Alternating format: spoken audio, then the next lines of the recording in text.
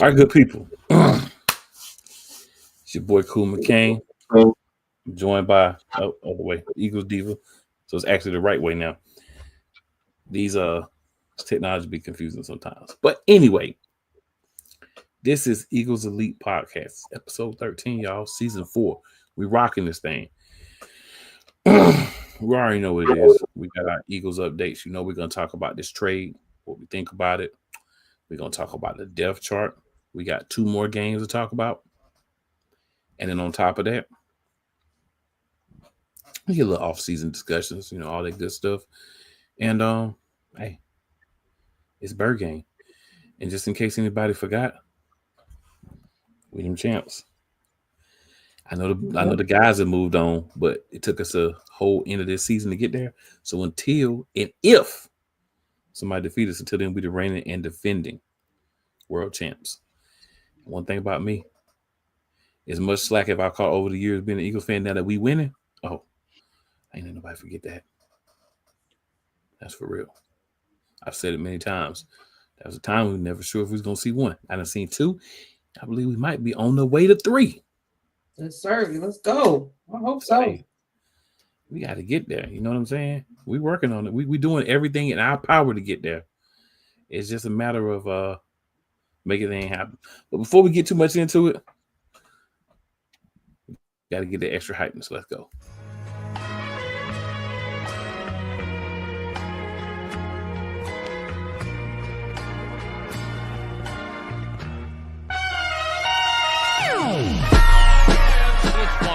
The kick is away, and the kick it's good! And the Eagles win!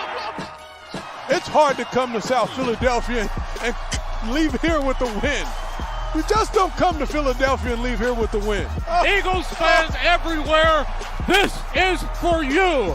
Let the celebration begin.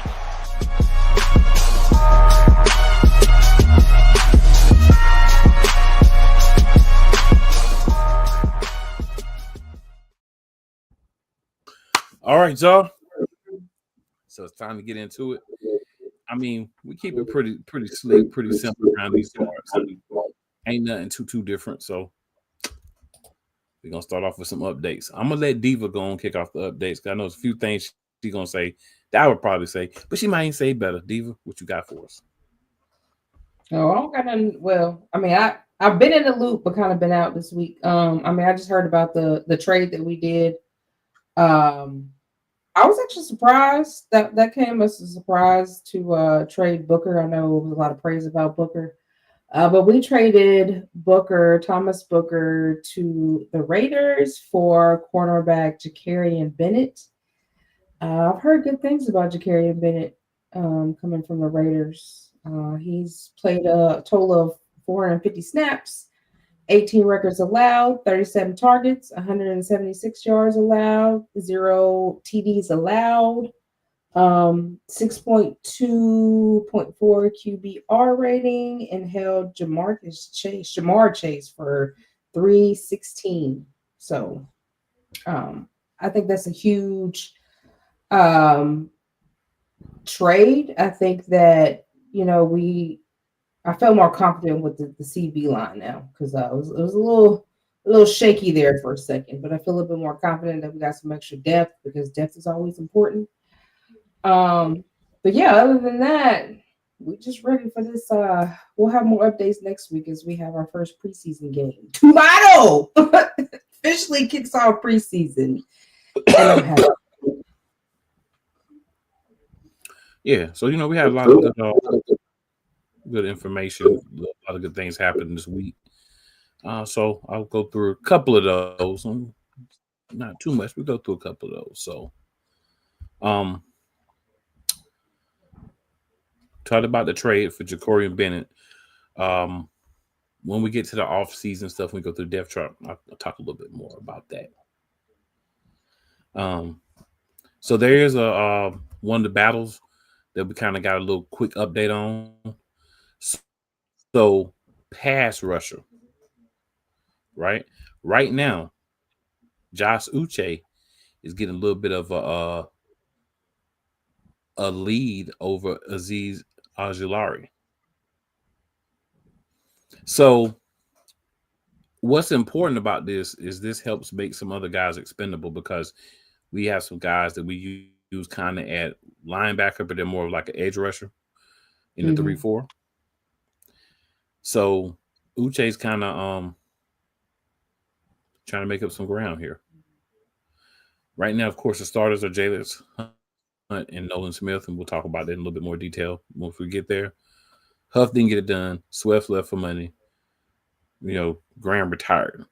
So we had to bring in some new guys, right? So guys that kind of came, Josh Uche, Azeez Ojulari, Patrick Johnson, draft pick Antoine Power Rowland Jr., and then we went and got Ogbo Arankwo. I keep saying it wrong. So you kind of get the depth, and then you kind of try to see who fights, who beats who out. So that's just a little piece of information. Looks like right now Uche is kind of sliding up there and making some things happen.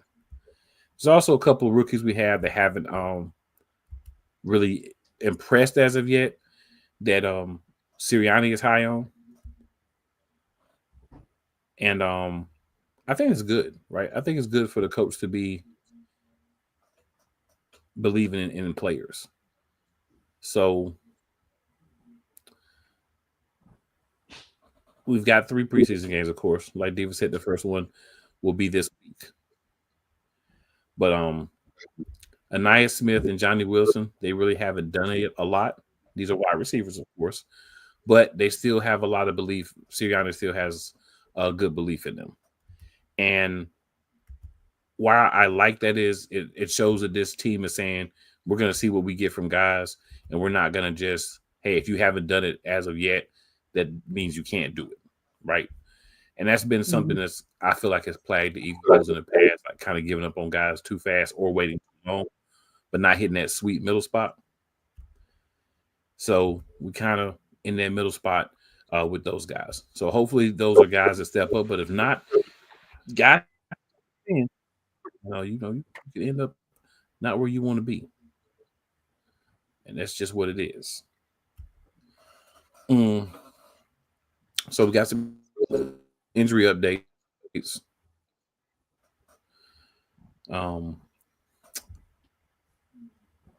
AJ and Zach are still sitting. AJ Brown with the hamstring, Bond with the back issue.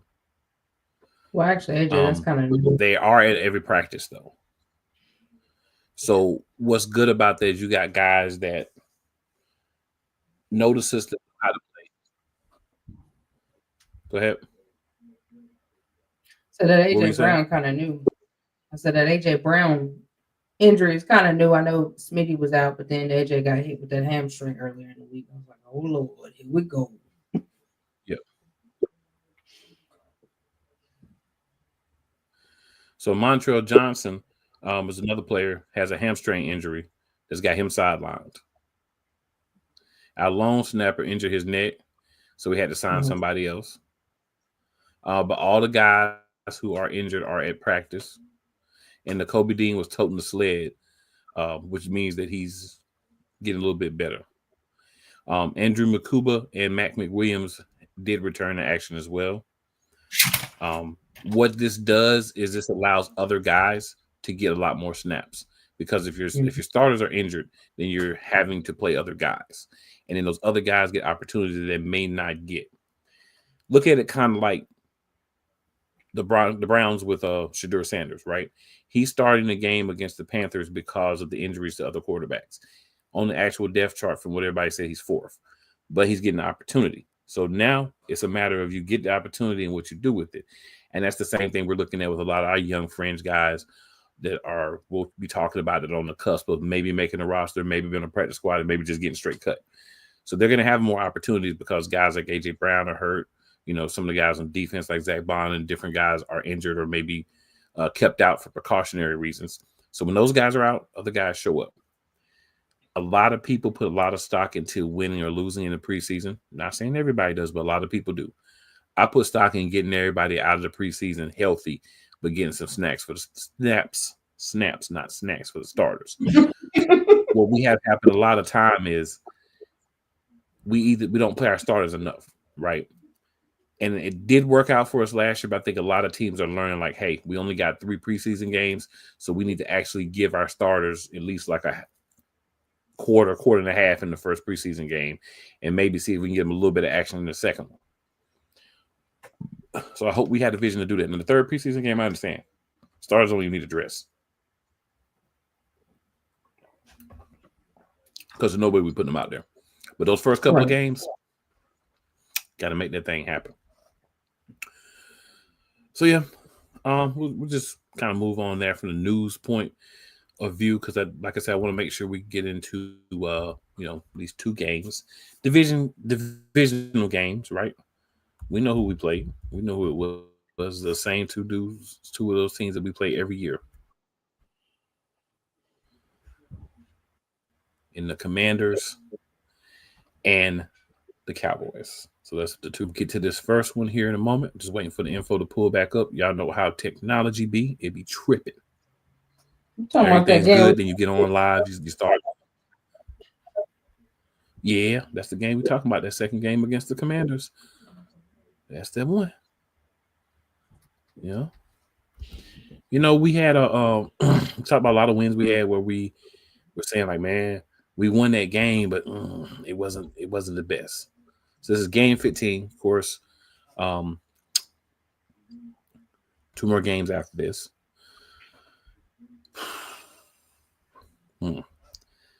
What I can say about this game is I actually, in the grand scheme, feel like this was a good time to lose. And I'll tell you why.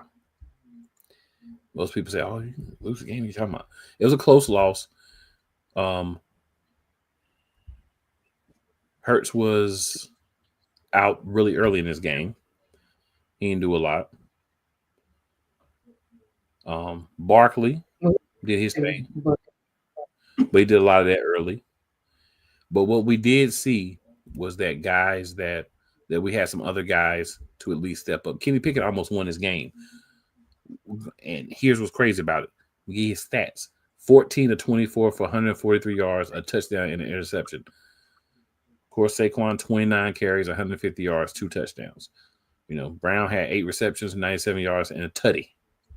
Right? So you had guys that did perform. Washington, on the other hand, and Dave will give you the other ones, but I'll just give you some of these right here. Jaden Daniels was a leading passer and rusher for the Commanders. He had 24-39 for 258, 5 touchdowns and 2 picks. 9 carries for 81 yards. Olamide Zaccheaus, the ex-Eagle, 5 receptions for 70 yards and 2 touchdowns. That felt good for him. But the thing is, CJGJ got kicked out of this game. Really, I feel like bogus reasons. Hurts only had 4 attempts in this game. And then the rest of that was pretty much Pickett. So the problem is a lot of Commander fans, were saying, oh, yeah, we beat the Eagles, blah, blah, blah, blah, blah, blah. And, I'm not one of those people that's like, oh, you only beat us because we had a backup quarterback, right? But I did like to remind those guys between this and then that championship game when we played them again in the NFC Championship. You barely beat the team with Kenny Pickett. So to feel comfortable that you were going to win another game against the Eagles in the playoffs is kind of crazy based off this. There's a lot of people talking smack. Oh, the Eagles lost to the Commanders this and the Commanders that. They beat us, right? I'm not going to sit here and spend 10 minutes lamenting that we had somebody get injured. It is what it is. It's part of the game. Cats get hurt. Cats get kicked out of the game. We had an opportunity. We didn't quite make it happen. And we ended up losing. Kenny Pickett tried to run the ball. He only had 13 yards on 3 carries. Hurts had 3 before he got hurt for 41 yards. So, Hurts was able to get it done. Saquon was running well. When you take away Jalen Hurts, and this is something that I wanted to touch on real quick. People talk about, with Saquon and that offense, you could put anybody back there. The big thing has been buddy for the Chargers, Justin Herbert. If you put Justin Herbert in his offense, he's going to unlock so much. Justin Herbert does not have the ability to run. The QB option goes away with Justin Herbert. So if that ball is tucked in to be handed off, it's going to Saquon. And not saying that Saquon couldn't do the same thing, but when you have to also watch the QB and his ability to run, that helps open up lanes for Saquon. He said that. He said that after this game. One of the things that's been helpful is it's a mutually beneficial relationship between Saquon and Jalen. It's not, Saquon is this and that, and I'm not saying that he's not. I'm not going to sit there and try to disrespect him and say he's not, but I'm going to say, like, you got to understand they work together. You know what I'm saying? Mm-hmm. Saquon is better off back there with a mobile quarterback like Jalen. Jalen's better back there with Saquon because they both can break off big runs, because sometimes you have to make a decision, and you might make the wrong decision. But back to the actual game. The defense still played pretty good. Fought hard. We just didn't get it done. There's a lot of complaints you can make, some calls, different things. But at the end of the day, it's football. We lost the game, but you want to get an L out the way. And it just so happened that it was against a team that kind of was feeling itself a little bit after this dub. They kind of overfelt themselves. And we'll talk about in a couple of weeks. There was a third game. We'll talk about what happened. We all know, but we'll talk about it. So, Diva, your thoughts on this game? I felt like this game was a setup from jump. I'm just gonna be honest. I mean, they came into this game running their mouths. Brian was running his mouth. Everybody was running their mouths. So it was just mighty odd that Jalen got taken out in like the first quarter. And the hit that was done on Jalen, in my opinion, should have been a helmet to helmet. So really that should have been a flag, but there wasn't a flag there. And we know that same dirty player did the same thing. I want to say it was to the team before that. I can't remember who they played before that, but we seen that same thing. I think it actually happened in the Detroit game. It did. And Jared Goff ended up having a concussion. And so the same thing happened to Jalen. And they knew that, I guess they felt like if they take out Jalen, that's a W for us. But like my brother said, they barely beat us with Kenny Pickett. Kenny Pickett surprisingly played really well. We got the Kenny Pickett that we see here and there, and when he was in Pittsburgh, but he played his tail off. I mean, he did have 13 yards in rushing, which Kenny Pickett's slow as molasses, but he still had 13 yards in rushing. Country molasses too. Like that slow running molasses. You hear me? Mm-hmm. It's thick, slow molasses. AJ Brown had 97 yards for one tutty. He threw that to AJ Brown. Smitty only had 51 yards, six touches. Kenny Gainwell had 1 for 6. Saquon had no receiving. As far as the defense went, Zach Bond was the absolute monster. He was the top tackler out of that game. Second came Nakobe Dean with 6 assists. Even No Play Slay played in that game. I don't even know if he came out that game. I think he did. I didn't think he came back in. But he had 5 tackles. Reed Blankenship had 5. Nolan Smith had 3. Tristan McCullum had 2. Jalen Carter had 2. Dijon had 1. Milton Williams had 1. But yeah, the defense played very well. I felt like after CJ was ejected from the game, felt like that's when the defense lost their momentum a little bit. As you see, we were able to let Jaden Daniels run a 14-yard on a third down. It was either third or fourth down. He was able to gain 14 yards. I don't know what was going on, why nobody knew where their man was supposed to be at, who was supposed to be covering, but that was not supposed to happen. And then we just had, a few mistakes at the end. I know everybody was mad at Smitty because he dropped the ball. I think we had like 2 minutes to go when they felt like people had on that game. It happens. I mean, it happens. So I mean, we lost. It wasn't a blowout or nothing. You know what I'm saying? They barely beat us, but that was an L we did take at the end. I don't expect to take that L, but we took it. But then we came back out knowing we was gonna see him again. And we knew Jalen would be back. So, yeah.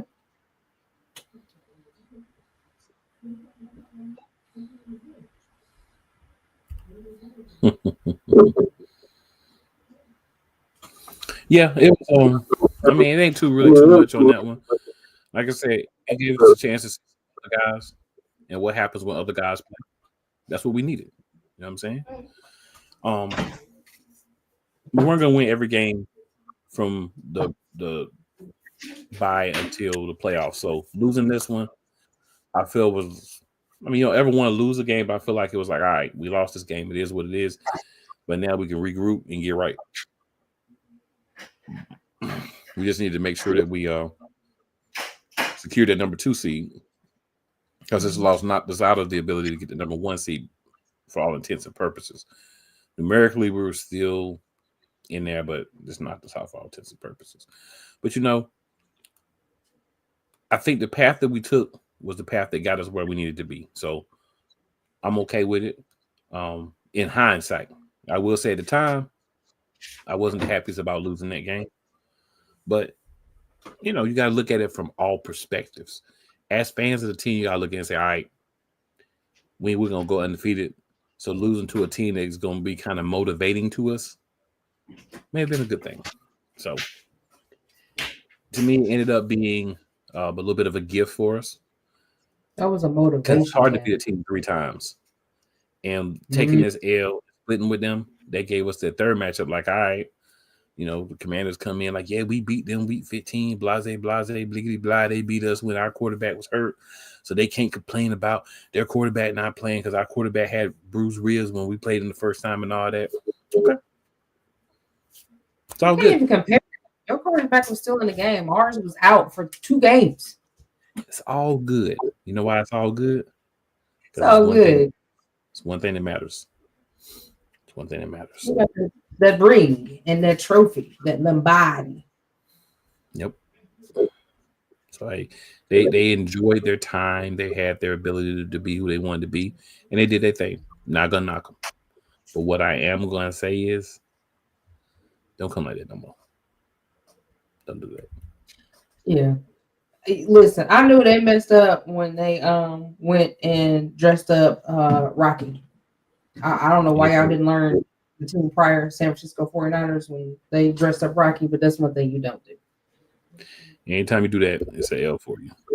We're gonna slide on into our off-season discussions, and we're gonna start with our updated depth chart going into the first week of the preseason. Again, we always use our lads. We found them to be pretty accurate, if not 100% accurate. So, and of course, this is subject to change. We're going to talk about it now. It's still a couple of days for the game, so some things could move around. But based on what we have, that's what we're going to roll with. So we're going to start with the defense, and then we'll come back to the offense because we normally start with the offense. At defensive end, after the trade of Thomas Booker, there's Moro Ojomo as the starting defensive end. Behind him, we have Byron Young.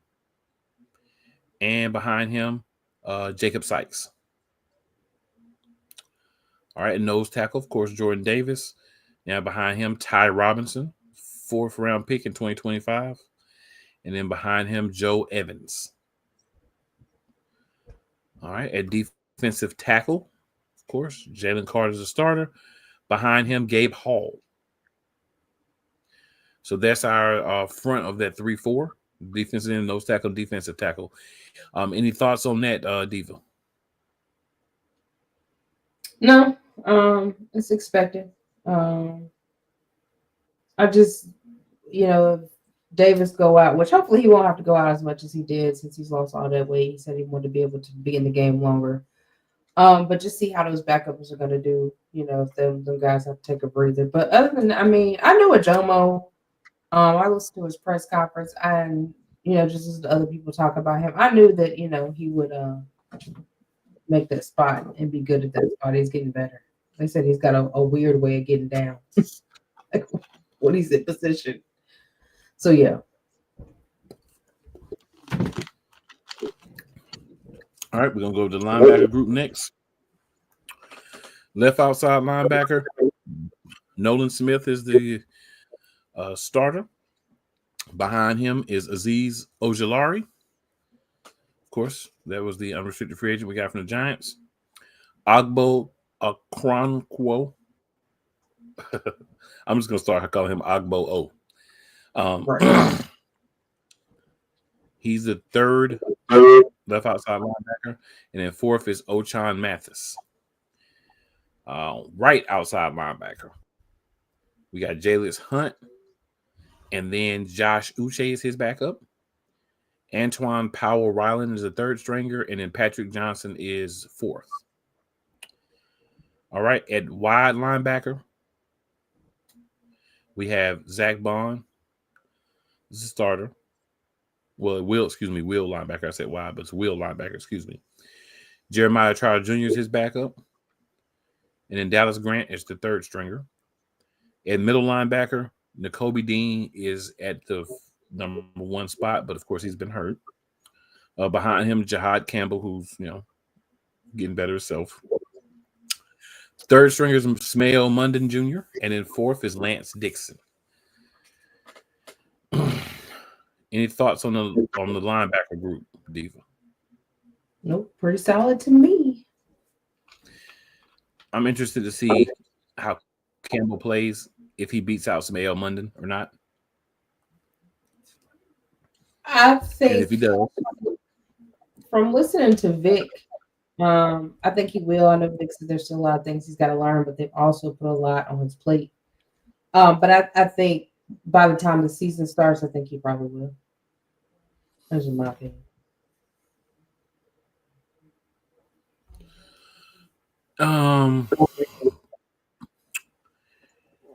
All right, then we go to strong safety.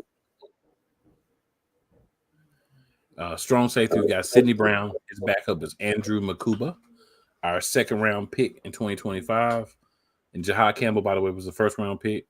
Smael Mondon was our fifth-round pick. And then Powell-Ryland was our sixth-round pick this year. So, as last year, a lot of picks on defense.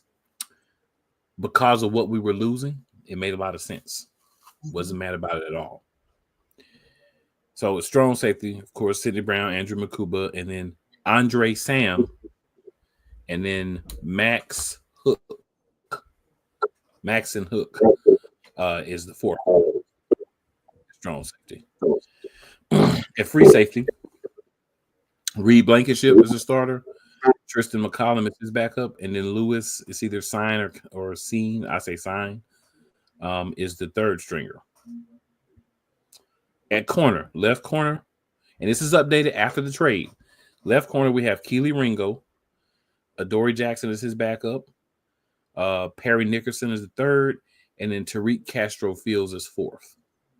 On the right side, it gets interesting. Quinyon Mitchell is still the starter. Jacorian Bennett right now is his backup.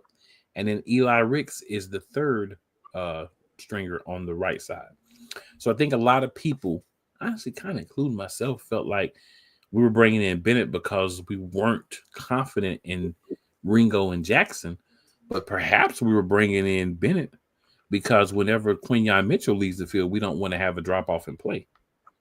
So that's going to be interesting to look into. Or they might play both sides. Right.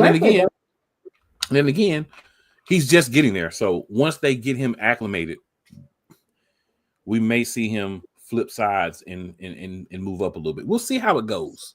But I did think it was interesting. On the initial depth chart after his trade, Bennett was the backup to Quinyon Mitchell. Now, again, he's behind. He's just coming in. Doesn't know the playbook yet. Doesn't know the calls. So there's a lot that he needs to catch up on, right? But we're going to see how it goes by the time we get to the regular season. And it's still not nothing to sneeze at to be the backup to Quinyon Mitchell when you don't even know the playbook yet. So still not nothing to sneeze at. It's just interesting how that starts. And in the nickel, of course, we got Cooper DeJean, who will be playing some safety in base when we don't have the nickel corner on the field. Mac McWilliams is his backup, the fifth-round pick in 2025. So you see what I'm saying? First-round pick, second-round pick, fourth round, fifth round, and sixth round were all defensive picks in 2025. Then we got A.J. Woods as the third nickel corner and Brandon Johnson as the fourth nickel corner. So in the secondary, cornerback, safety, Any thoughts?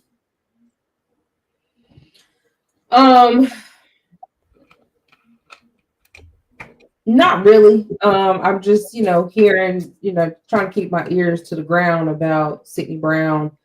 I'm actually hearing that Eli Ricks has been improving, so he might be trying to move himself up finally. But yeah, listen to finally.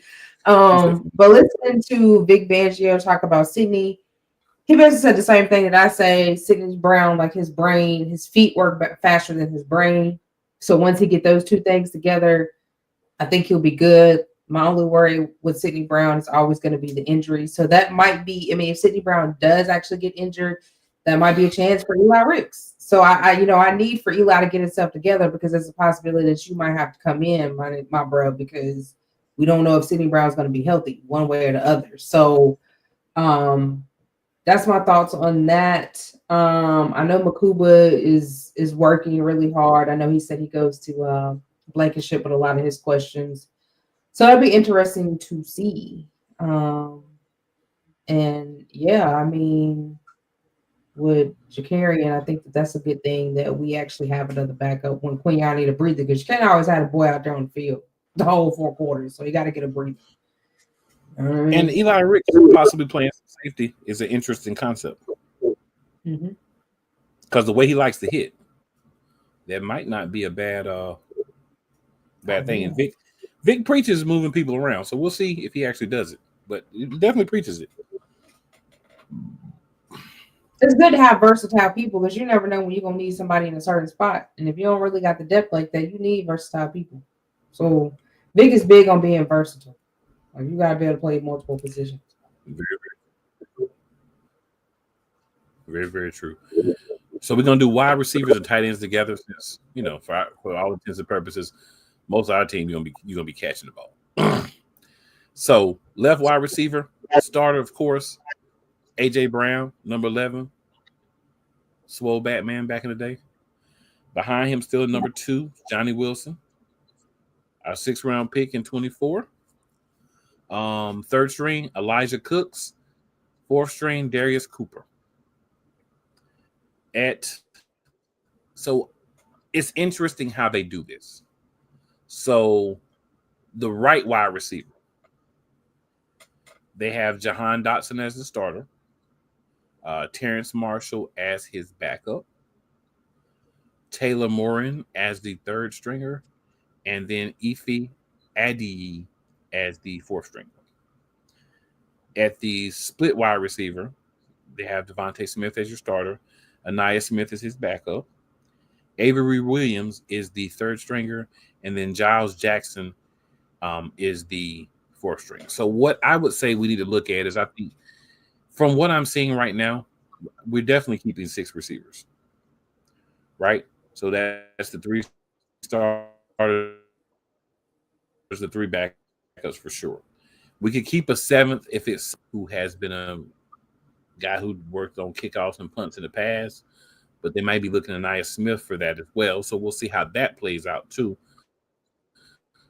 Just if they're going to keep 6 or 7, and if they keep 7, which one of those guys from the 3rd line would be that 7th? Because it could be Morin. I've heard some good things about him as well. But Smith being on that 2nd line and being a guy that can that can also do kickoffs and punt returns, he could make the team. Avery Williams can make it as another guy that can do that as well. So we'll kind of see how that battle plays out.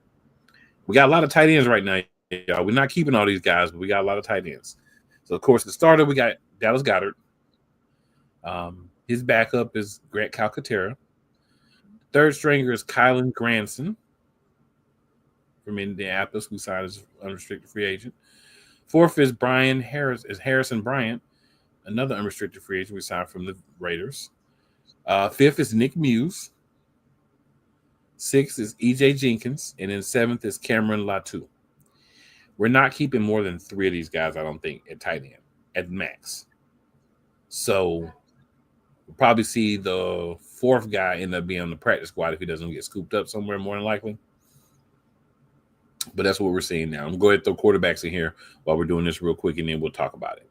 Quarterback, of course, Jalen Hurts is the starter, QB1, all for real. Behind him right now, second is Tanner McKee. Third is our 6th-round draft pick this year, Kyle McCord, another 6th-round draft pick we had because we had multiple picks. You know how we do. And then fourth on the depth chart, not surprised, Dorian Thompson-Robinson. Pretty sure he's going to stay there and be the one unless Kyle McCord just is not ready to be a NFL wide receiver. Quarterback. So, Diva, your thoughts on the wide receiver, tight end? I think the wide receiver spot is very interesting. It's been a while since we've had that many wide receivers. I'm just hoping we actually keep a Nice Smith this time because we've always put that boy on the practice squad, never really given him a chance. I've heard good things about him, so I'm hoping that we can keep him. From the way it's looking, we're going to need these backup wide receivers. As we seen last year, Smitty went down with a hamstring, concussion. AJ went out with a hamstring, so you need solid backups. I'm hearing a lot that Jalen and Jahan Dotson have been connecting more and in practice together, which I was a little confused about that. Like, so were y'all not in practice together last year? Okay.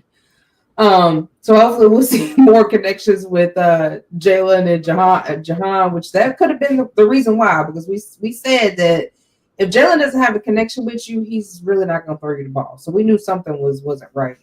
But I feel like in that wide receiver spot, we do need to keep at least 3 or 4 extras because, when AJ and Smitty was out, that was rough. We had to really depend on the tight ends. He had to depend on Jahan Dotson a lot. And Wilson. I'm hoping Wilson can up his game this year because, he's a big wide receiver. So you need that big body like AJ to catch that ball and bully people around down that field. So that's very interesting to me. The tight end spot, we need somebody to back up Grant Calcaterra because love Dallas Goedert, but there's not a season that my boy is not injured one way or the other. So I'm expecting an injury from Dallas Goedert. If he don't get injured this year, it will be a miracle. But you at least need to have somebody to back up Katerra like we had Jack Driscoll, but we got rid of him. So Katerra got to definitely have a backup just in case Dallas Goedert goes down. QB, I'm not surprised by that. Tanner McKee has been working his way up in the game from what I'm hearing, and he's getting better and better. So I don't know. Dorian might be the one that might be let go, might be cut from the team. I expected that the whole time, to be honest with you. So that won't be a surprise to me at all. I expected McCord to make the team over him. 100%. All right. Move on here, and we will hit up the brain. Had a brain fart. My bad, y'all. We'll hit up the offensive line. So, offensive line, we've got Jordan Mailata at left tackle. Behind him, Kendall Lamb, 3rd string, Miles Hinton, 6th-round pick in 2025. And then 4th, Holland Pierce, another pick. Miles Hinton. I say Hinton Miles Hinton. My bad, y'all. Left guard, Landon Dickerson, starter. We know that. Behind him, Kenyon Green. The guy we got to trade from Houston. And behind him, we got our 5th-round pick in 2024, Trevor Keegan. I'm a little concerned that Kenyon Green is a backup right now. I've not really heard much. At least I haven't seen much positive about Kenyon Green. So we'll see. Maybe there's stuff and just hasn't gotten out, or maybe I missed it. But based off what I've heard and what I've seen about him, surprised he's a backup. At center, Cam Jurgens. His backup is Drew Kendall, a 5th-round pick in 2025. I'll tell you, we had a lot of picks. I expected a lot of them to make the team. Brett Toth is the 3rd-string center. Right guard, Tyler Steen, 3rd-round pick in 2023. This is, I think, as one of our viewers was saying last week, this is the year you want to be that starter. He's getting a lot of good positive feedback and praise from the team as well. Matt Pryor is the right guard backup. And then Darian Kennard is the third stringer at right guard. At right tackle, we know there's Big Lane Johnson. His name is Cameron Williams, another 6th-round pick in 2025. And I'm going to do my best with this one. The third stringer is Leakin Vakalahi. I think that's right, Leakin Vakalahi. So that's your offensive line for first preseason game. And real quick, what up, E Money? E Money Bentley in the building with the Go Birds. Go Birds all day, every day. All right, Diva. Any thoughts on offensive line? Well, I hear you because I had technical difficulties, so I got kicked out. So basically, the starters.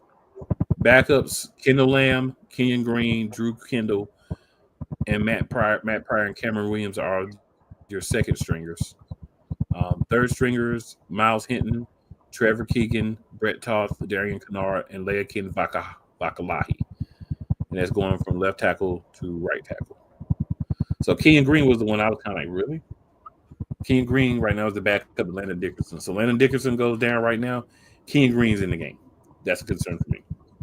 That is a very concern. You mean to tell me we haven't got Keegan up to speed yet? He's the third stringer as of right now. I feel like Howie. I feel like that's just something.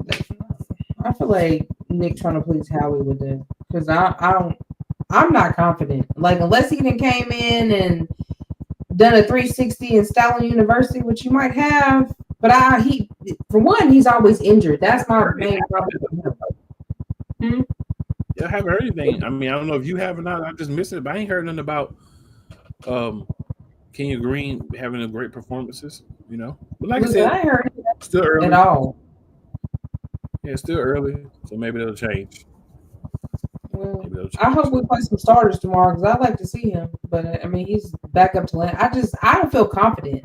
Like doing the tush put, I don't feel confident. I'd rather have Keegan. Like it ain't no way that Keegan's been there longer than. To be honest, I'd rather have Matt Pryor than either one of them. To be honest, the right guard because he can play anywhere on the line. I'd rather have Matt Pryor. You're him.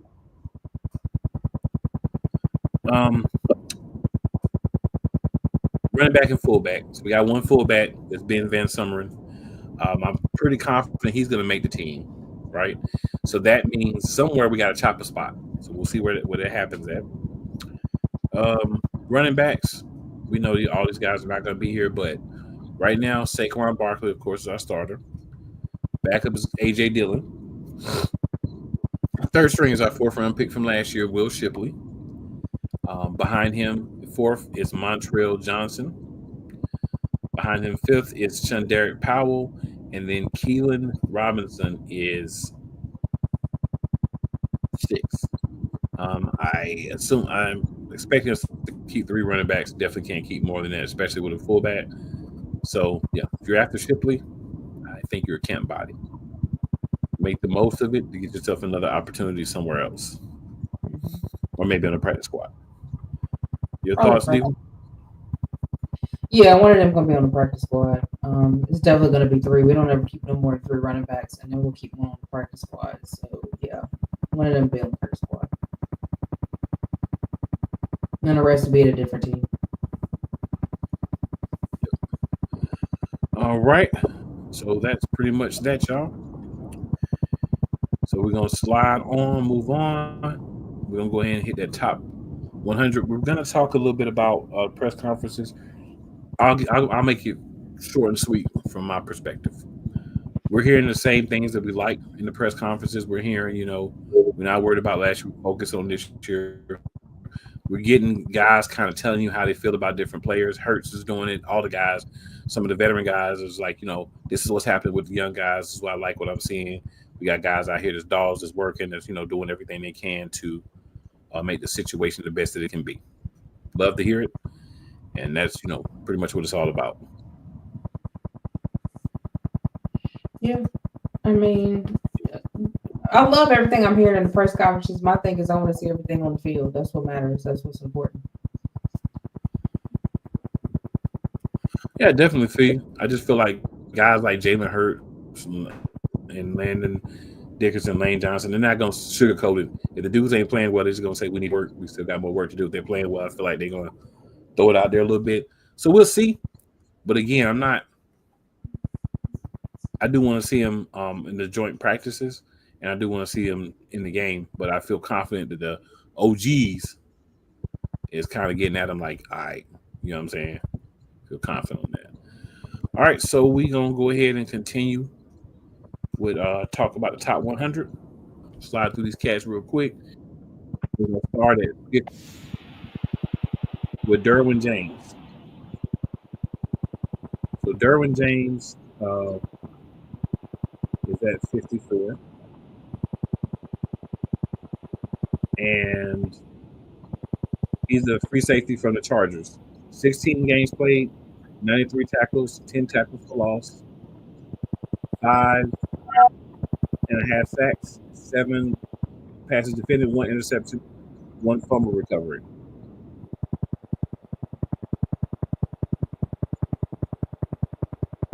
Any thoughts on him? No, I mean, he deserved that spot. I mean, he played pretty well last year for the Chargers, so big ups to him for making the top 100.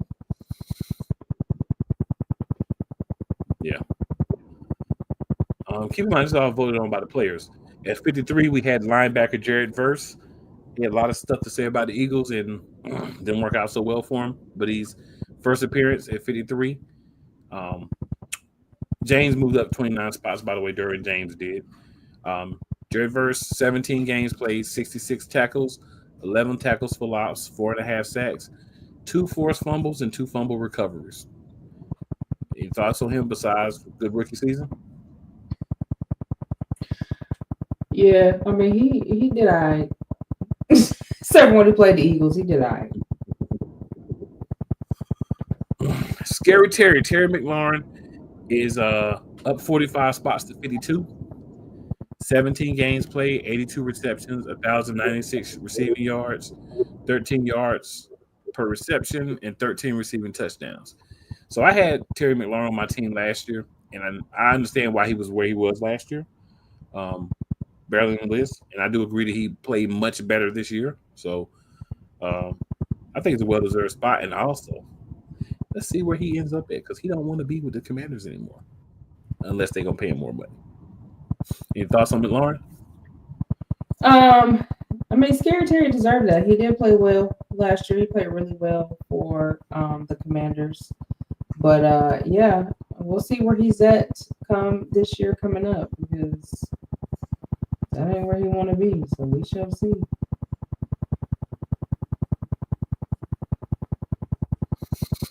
For sure. All right, at number 51, down 8 spots, Kyle Hamilton from the Baltimore Ravens. Safety. 17 games played, 107 tackles, 4 tackles for loss, 2 sacks, 9 passes defended, 1 interception, 2 forced fumbles, 1 fumble recovery. I ain't got nothing else to say about Kyle Hamilton. We know about Kyle Hamilton. That man can play ball, and he's a dog. And he will hit you. He will hit you hard.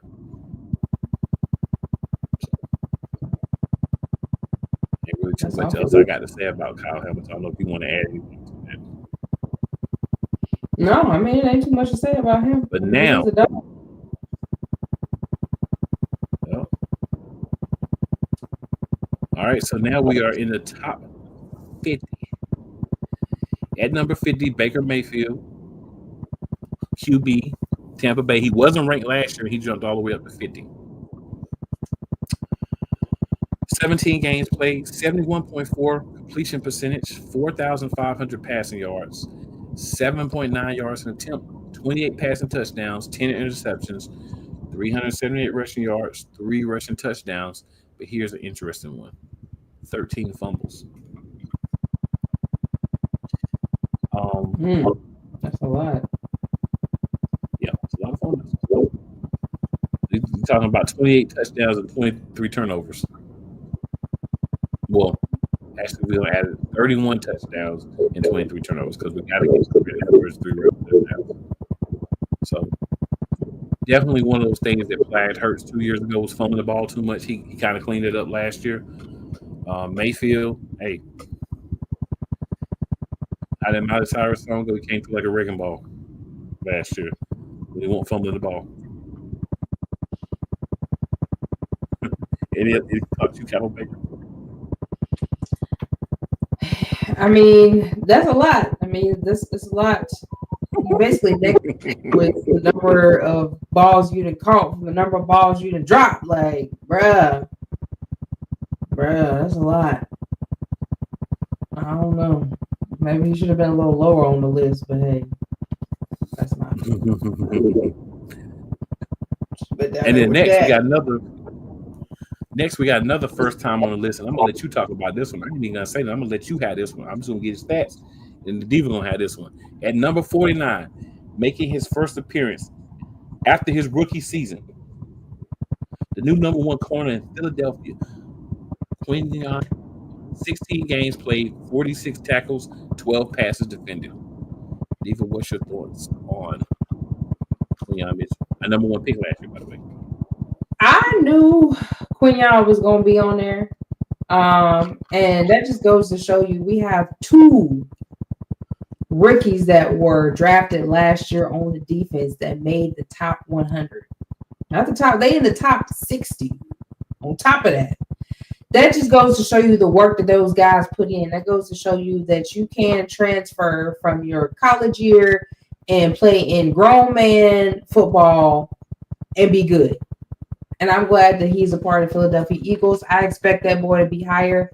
I expect him and Coop to be higher next year on that top 100 because I know they about to ball out. And I'm hearing good things about Quinyon. So my boy gonna be higher next year. Wait on it. Just wait on it.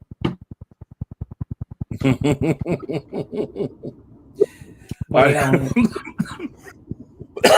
She said, "Wait on it." So at number 48, Jonathan Grenard, Minnesota Vikings linebacker, 17 games played, 59 tackles, 18 tackles for loss, 12 sacks, 4 forced fumble, 1 fumble recovery. Linebacker, he got signed to a Vikings team who has always been pretty good at linebacker. He got a Pro Bowl, first Defensive Player of the Year. He was in the Defensive Player of the Year voting. He's going to be with Minnesota for some years to come. So if he keeps playing like that, he'll probably be moving up the list as well. He was not ranked last year. You got anything you want to add on Bernard? Congratulations. I mean, you weren't ranked last year. You made it in the top 60. That's pretty decent. Yep. And he's a linebacker / edge. I just say linebacker for those open. All right, number 47, another man that made a a very, very strong drop. Down 46 spots from last year, Tyreek Hill. At 47. 17 games, 81 receptions, only 959 receiving yards, 11 yards per reception, 6 receiving touchdowns. My man went from the number 1 player last year to the middle of this year. And one of the big problems was Tua Tagovailoa decided to run into somebody's chest. That's the main problem. I think that's because Tua didn't get hurt. I don't think he got hurt. He had a pretty decent year last year. But once he got hurt this year, I mean, you should have known Tyreek Hill was going to drop because they don't have a decent backup. So I expected that. I don't think that's not any fault of Tyreek Hill's. It's just that he didn't have a healthy quarterback. At number 46, Will Anderson Jr., defensive end for the Houston Texans, making his debut as well. 14 games played, 37 tackles, 16 tackles for loss, 11 sacks, 1 forced fumble, and 1 fumble recovery. I'll just simply say that the offense last year struggled, and that's something that I want everyone to understand. Second-year quarterbacks that started their rookie year, the league catches up to them year 2, and then they have to adapt. The good ones adapt moving forward. The ones that may not be able to adapt may not be as good as initially thought.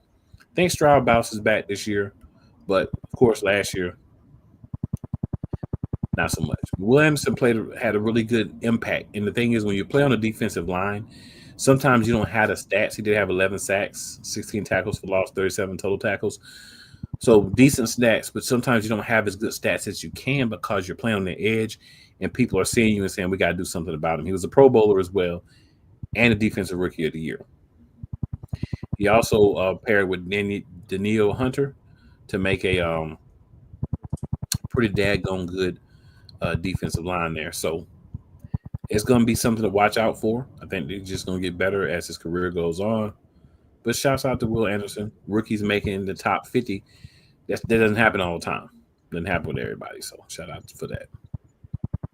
I mean, that's a pretty impressive 16 sacks for losses. That's pretty impressive. I expect to see him even, more better. Their defense has always been good. I think with the offense, they lost some pieces last year and they just didn't have a strong O-line for Stroud on top of his struggles. But yeah, I think that this year Stroud will be back. I think they probably, if not already have, kind of put the pieces together to have a strong front line for him because it's important for your quarterback to have a strong front line. So I expect to see them better, but I do expect to see him a little higher. I mean, if your stats was like that being a rookie, I expect to see better stats this year. You know what I'm saying? There ain't no harm. You got CJGJ over there, so y'all should have some good stats. Yep. And number 45, a guy who is only this low. He's down 38 spots because he got hurt and he didn't play as much last year. Offensive tackle for San Francisco 49ers, Trent Williams. He only played in 10 games, 649 snaps, 17 QB pressures allowed, and 1 sack allowed. That ankle injury kept him out of the Pro Bowl and kept him from being higher on this list. But when a guy only plays in 10 games and he's still top 45, top 50, top 40, and 45, that says a lot about how other people feel about him around the league. So without him, 49ers, not saying that we're missing other pieces too, but when he went down, you already knew it was over for them.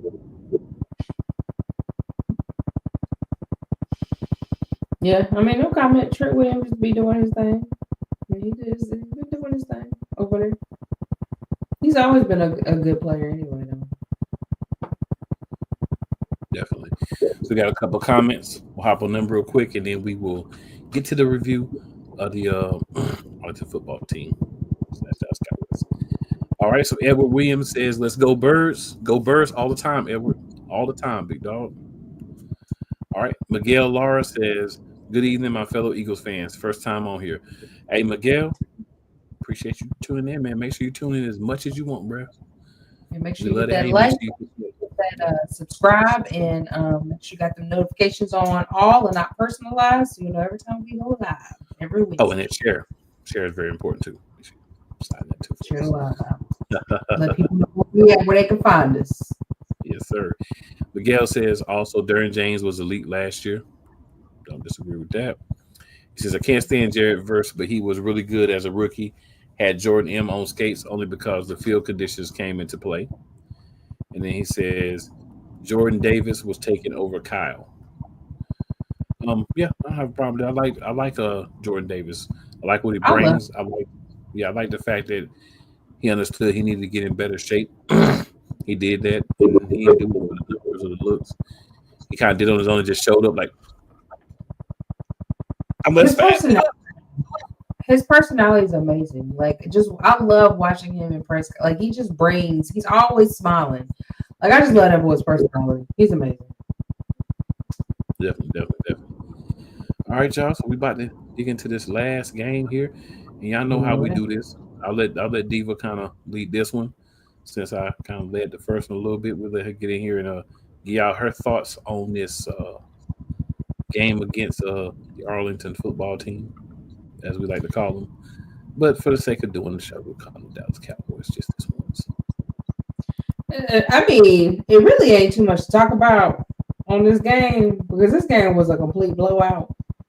A complete blowout. This game was 40-7. Okay, so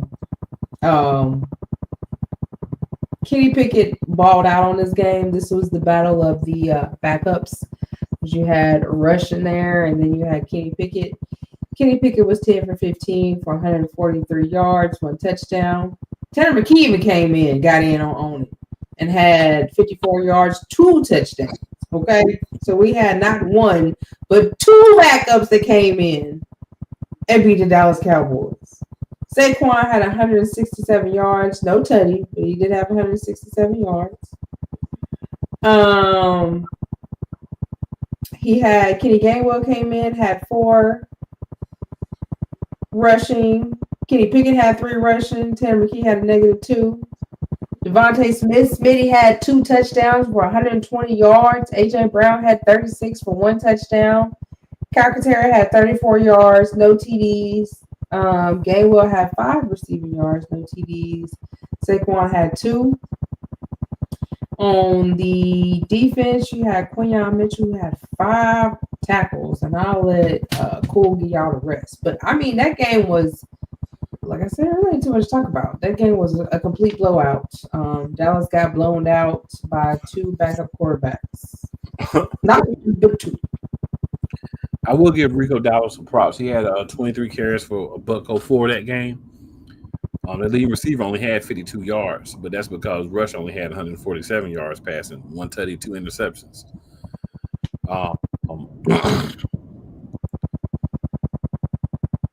It was interesting. It kind of showed the difference between the 2 teams, right? You could just kind of see, like, Dallas this past season just wasn't on the level with the Eagles. They just weren't. It was just crazy, right? Look at wide receiver, and it's crazy how it goes from game to game. This week, Devontae Smith, 6 for 120, 2 tutties. AJ Brown had 3 for 36, still got a touchdown. So if you got him in fantasy, you're still all right. But you know what I'm saying? Calcaterra had 1 for 34. You know, it just goes from week to week between Smith and Brown. And what I love about it is you can tell that Jalen isn't just narrowing in on one guy. He's just hitting whoever's open. Tackle-wise, Quinyon Mitchell had 5. Hunt had 4 and then 2 assisted. DeJean had 3, 2 assisted. Same with Josh Sweat. Oren Burks. That's a name we won't hear this year. Go on. Would be a starter. But, hey, he could have got that here, but he probably would have started, and he wanted the opportunity to start, so I get it. Thomas Booker had 2 tackles, 3 assisted tackles. Burke had 2 and then 6 assisted. Slay had 2 and 1 assisted. Vaughn had 1 and 6 assisted tackles. Trotter had 1, 2 assisted. Blankenship had 1 with 2 assisted. And other than that, we had a couple people that had 1. Nolan Smith Jr., Milton Williams, Maddox, Sidney Brown, Gardner Johnson. And then we had some people that had a couple of assisted tackles in the Jomo and Jordan Davis. But the thing that sticks out to me here, besides the score, if I remember, this is the game where, ain't this the one where Michael Parsons was talking about, except for 3 or 4 plays? The game was pretty even. Mm-hmm. Kind of football, Michael. Just so you know. CeeDee Lamb was frustrated. Well, I mean, it's hard to do a lot against this Eagles defense the way it was firing by this point in the season. You know what I'm saying? Because at the end of the day, the offense sometimes is explosive, but the defense is always getting it done. They gave up 7 in the first and no more points in the rest of the game. So after the first quarter, it's like, you ain't scoring no more. And they did not. You know what I'm saying? So right. You got to understand, like, that's the defense that people were facing last year. And then with the offense, the run game, and the passing game, big electric plays, like, Dallas didn't stand a chance. Like, they really didn't. Like, we got Cowboys fans that was running around, oh, we going to do y'all like the Commanders did, and y'all don't sweep the Cowboys and blase this and blase that. Just so you know, guys, you can't say that anymore because we swept your asses the past year on the way to the Super Bowl. So not only did we win the Super Bowl, but we swept the Cowboys. How sweet is that in the same season? And we swept them without Jalen Hurts on the last game. Not only did we sweep the Cowboys in them, we also swept the AFC East. Whooped all them tricks. Every one of them. Joe Burrow, and Lamar Jackson. And the other two teams in the division. The Steelers, we gonna brag about being Russell Wilson and then Cleveland. But, I mean, we beat the whole division. I mean, yeah, because I think that was a game that Sean went out, right? Took him out. Yeah. So yeah, man, we got one more game, the first playoff game next week. We getting at the end, and things worked out with timing and everything, and it was interesting because when we're talking about doing this and everything, it's like, yeah, we got to switch to this too so we can get through everything before the preseason really get jumping, right? But we got a couple more weeks. We got a couple more weeks of the offseason because it ain't quite time for the first game. But just remember, y'all, the first game is a Thursday night game where we will be the opening game, and we will be playing Dallas. Oh, and by the way, for those of y'all who might not know, Shaquille O'Neal gonna be wearing a dress after the first game. Shout out to you, Shaq, for saying that if the Cowboys lose, you're gonna wear a dress. So you know what that means? Go and get that dress from Chuck. Go and get your blush. Go and get your wig. I don't know if you're doing the whole thing, not what you're doing, but you doing it. You doing it, Shaq. It'll be a big I don't man in a remember dress. being no Cowboys fan, but okay, do you? Go off, sir. You know you're from Texas. You know, that's No, where I ain't. Yeah. I mean, he was just a Louisiana fan. I ain't know. Well, he never was no New Orleans fan. He went to LSU, but he was never no New Orleans fan. He never said nothing about New Orleans. Oh, well, I would have claimed him and claimed Dallas, but do you, bro? Hey, all I know is I'll be glad to see, I'll be laughing to see him in the dress. And he's smart about it because it's still going to help him because he's going to do it in front of his hotel. So people are going to be taking pictures looking at his hotel. And he's going to try to get more people there. So he's smart at what he's doing, using the business, a business as the backdrop. This is classic Shaq. But, hey, I wouldn't make no bet to wear no dress if the team lost, but it's just me. I guess Shaq don't even care. But, hey, get the dress ready, Shaq. I think he said he's going to wear the same one that Chuck wore. So go and get that Chuck dress. Call Chuck up and get that dress. Get the, whatever alterations you need or whatever. Because you're going to be putting that on. Alterations. You're going to need that, big dog. You're going to need that. But, yeah, another episode in the books. Shout out to everybody who tuned in. Make sure that you are subscribed to the channel. There's the Eagles Elite channel. So if you are subscribed and you watch my other stuff on Play Callers, these are two different channels. Make sure that you subscribe to both. We can use those numbers on both. We appreciate that. Shout out to everybody who's starting to slide back into us as we get to the season. Let's get these numbers up, man. Let's get these numbers up. Let's get some interaction. All that good stuff going on. We may have a few guys come on for the season, talk about the matchups and all that. We'll see how things play out. Because at some points, it's like, you know what? We got us. Some weeks we don't even need nobody else. But some weeks it might be fun. Just mix it up a little bit. Diva, any last words?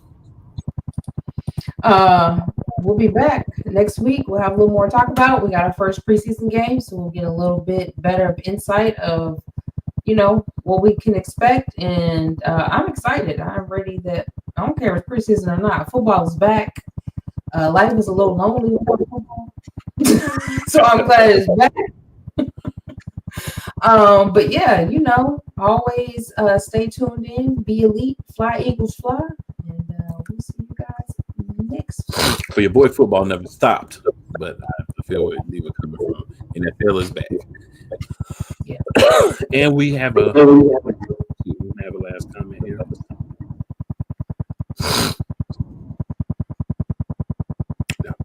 So it's never where you start, y'all. It's always where you finish. And don't forget to tell those 4 friends and 4 people you think may like you, but don't.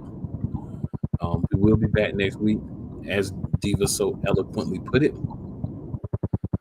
Fly Eagles fly. # be elite. And the brother and sister duo, we out on y'all this week. We'll be back with you next week. Make sure you're here.